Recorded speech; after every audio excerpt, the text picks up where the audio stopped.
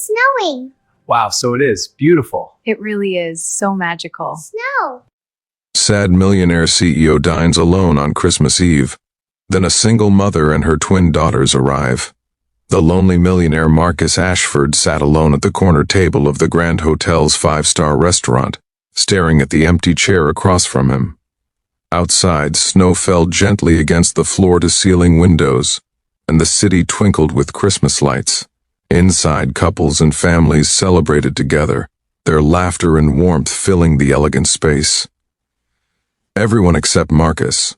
At 36, he'd built Ashford Technologies into a billion-dollar empire. Forbes had named him one of the most successful CEOs under 40. He owned 3 homes, drove cars most people only saw in magazines, and had more money than he could spend in 10 lifetimes. But on Christmas Eve, he sat alone at a table set for 2, waiting for someone who would never come. The chair across from him should have held his fiancée, Catherine. They'd made this reservation 6 months ago, back when he'd foolishly believed she loved him for more than his bank account. 2 weeks ago, she'd left him for a Hollywood actor, someone with fame to match the fortune. "Your champagne, Mr. Ashford," the waiter said softly, pouring expensive bubbles into a crystal flute. "Thank you," Marcus replied, his voice hollow. He raised the glass in a mock toast to the empty chair. "Merry Christmas to me." The waiter's pitying glance wasn't lost on Marcus. Even the staff felt sorry for him. The rich man dining alone on Christmas Eve while families celebrated all around him. Marcus had sent his household staff home to be with their families. His parents had retired to Florida years ago. His sister was in London with her own family. He declined numerous holiday party invitations from business associates, events where people wanted to network, not actually connect. So here he sat, in the most expensive restaurant in the city, utterly alone. He was about to signal for his check. He couldn't stomach actually eating. Here, when he heard a commotion at the host stand. "The struggling mother, please, I have a reservation," a woman's voice said, strained with desperation. "Sarah Mitchell, party of 3, 7 p.m. "I'm sorry, ma'am," the host replied coolly, "but we have a strict dress code, and your children aren't appropriately attired." Marcus turned slightly to see the woman, probably in her early 30s, with warm brown eyes and hair pulled into a practical ponytail. She wore a green turtleneck that had seen better days, and she held the hands of 2 identical little girls, maybe 4 or 5 years old, wearing bright yellow jackets over striped shirts. The twins looked up at their mother with confusion, sensing her distress. "I saved for 6 months for this reservation," Sarah said, her voice cracking. "I wanted to give my daughters one special Christmas memory. Please, we'll be quiet, "I'm sorry," the host interrupted, not sounding sorry at all. "Perhaps you'd be more comfortable at the diner down the street." Marcus watched Sarah's face crumble. She squeezed her daughter's hands and took a shaky breath, clearly trying not to cry in front of them. "Mommy, aren't we having Christmas dinner?" one twin asked. "It's okay, sweetheart," Sarah said, her voice barely steady. We'll find somewhere else." Something in Marcus broke. Maybe it was the loneliness. Maybe it was seeing someone else's Christmas ruined. Maybe it was the memory of his own mother, who'd once been a struggling single parent herself before his father came along. He stood abruptly, his chair scraping against the floor. "They're with me," Marcus called out, walking toward the host stand with the kind of authority that came from signing paychecks. The invitation, everyone turned to look at him. The host's face went pale. "Mr. Ashford, I didn't realize—" "This is my party," Marcus said firmly, gesturing to Sarah and her daughters. "We have a reservation, and we'd like to be seated now." Sarah stared at him with wide eyes, clearly confused. I don't understand. I don't know you." Marcus smiled gently. "I'm Marcus. I have a table for 2, but I think it would be much better as a table for 4. Would you and your daughters join me for Christmas dinner? We can't possibly—" Sarah began. "Please," Marcus interrupted, and something in his voice must have conveyed his sincerity. "I'm dining alone on Christmas Eve. You'd actually be doing me a favor."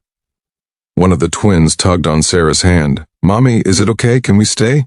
Sarah looked at Marcus, searching his face for any signs of deception or ulterior motives. Whatever she saw there must have reassured her, because she finally nodded.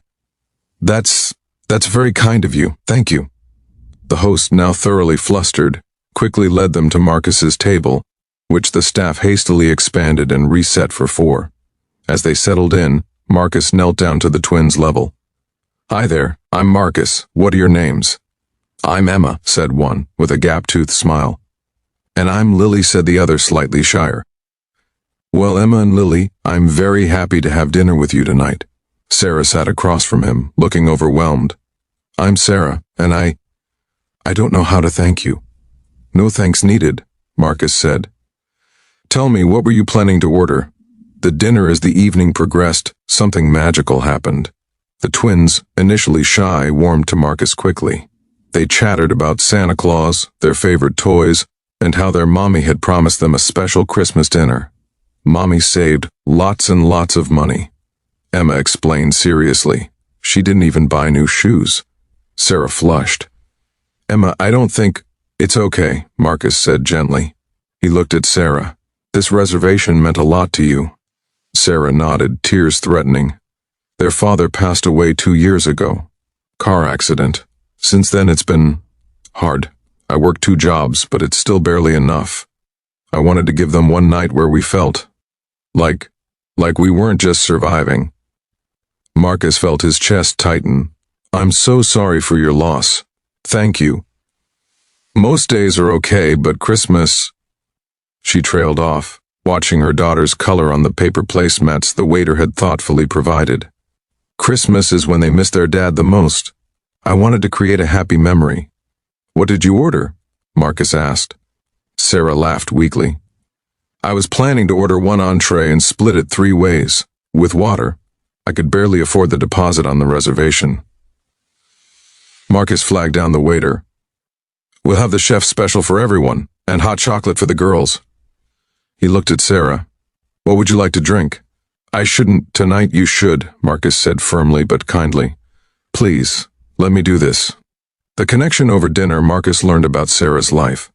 She was a nurse who picked up as many shifts as possible. Her mother watched the twins during the day, but was too elderly to handle evening shifts, so Sarah worked when the girls were asleep, or on weekends when they could come to the hospital's child care center. What about you? Sarah asked. Surely a man dining at the Grand Hotel has a story. Marcus surprised himself by being honest. I'm CEO of Ashford Technologies, and on paper I have everything. In reality, I have a big empty house and a reservation for 2 that was supposed to be with my fiancé, who left me 2 weeks ago for someone more famous. I'm sorry, Sarah said, and she sounded like she meant it. Don't be. She taught me that money can buy you things, but it can't buy you genuine connection.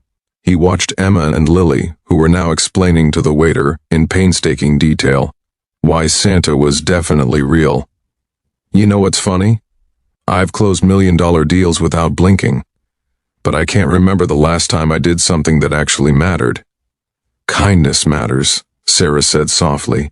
What you did tonight, inviting us to join you, that matters. You gave my daughters a Christmas memory they'll never forget. Marcus looked around the restaurant.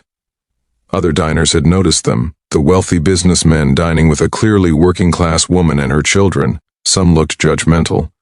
But Marcus found he didn't care. Actually, he said slowly, an idea forming. They gave me something too. They reminded me what Christmas is supposed to be about. The gift as dessert arrived, a spectacular Christmas display that made the twins gasp with delight. Marcus made a decision. Sarah, can I ask what you do at the hospital? I'm a pediatric nurse. I love it, but... She hesitated. But I've been offered a nurse practitioner position at Children's Hospital. It would mean better hours, better pay, and I'd be able to spend more time with my girls. But I can't afford the additional certification courses I'd need.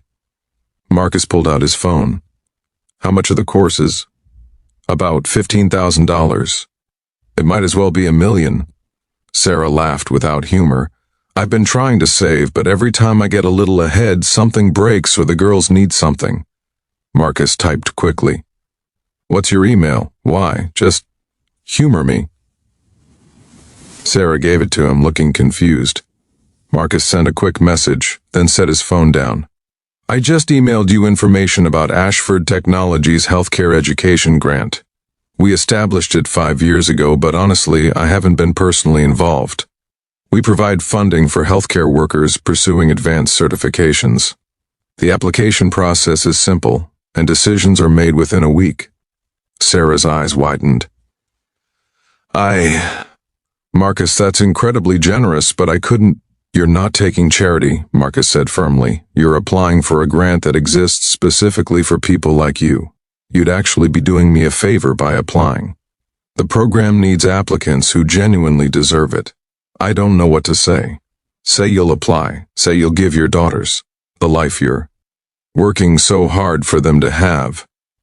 The revelation as the evening wound down, Emma tugged on Marcus's sleeve. Mr. Marcus, are you sad? Emma, Sarah said, embarrassed. That's not polite to ask. No, it's okay, Marcus said, kneeling down again. You know what, Emma, I was sad when I came here tonight. But having dinner with you and Lily and your mom has made me happy, very happy. Good, Emma said seriously. Because Christmas is for being happy. You're absolutely right. Lily, the Shire twin, whispered something to Sarah, who smiled. Lily wants to know if you have someone to open presents with tomorrow. Marcus's throat tightened. No, actually, I don't. The twins looked at each other, then at their mother, having some kind of silent conversation. Finally, Emma announced, You can come to our house. We have a little tree and Mommy makes special pancakes. Girls, Sarah said gently. I'm sure Mr. Marcus has important plans. Actually, Marcus interrupted, surprising himself, I don't. And I would love to come for pancakes if you're really inviting me. Sarah looked at him carefully. Are you sure? Our apartment is tiny and our tree is from the discount store and it sounds perfect, Marcus said honestly. If you'll have me. Christmas morning found Marcus standing outside a modest apartment building in a working-class neighborhood, holding a bag of gifts he'd managed to acquire through a very grateful personal assistant who'd agreed to work on Christmas morning for triple pay. Sarah opened the door in pajamas, hair messy, looking absolutely beautiful. You came, she said, sounding surprised. I said I would.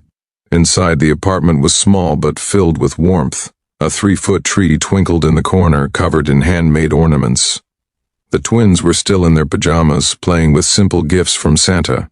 Mr. Marcus, they shrieked, running to him. Merry Christmas, he said, laughing. I brought a few things. I hope that's okay.